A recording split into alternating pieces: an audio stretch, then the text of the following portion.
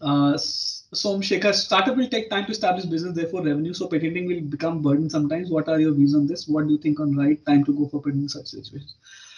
So Somsekhar, I know it's kind of a dilemma, right? That okay, should I patent first? Should I go for business first?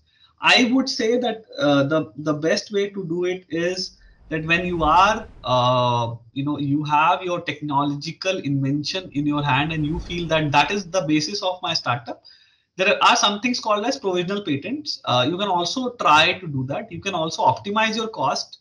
But again, if you are building a organization or a startup which base is technology, you have to think it as an investment, not as an expense. Right? Most of the time, we have this cost mindset. It's not a cost; it's also an investment for you because your startup funding, your startup success is also based on that intellectual property also, right? So it's bit of a perspective the way you see it. I think that kind of needs a lot of longer discussion, but I would say that if you feel that my technology is my basis of my startup, then absolutely by all means you must file a patent, because even if it costs money, because then that is the basis of your startup anyway, right? So I hope that that kind of goes in right context of your question.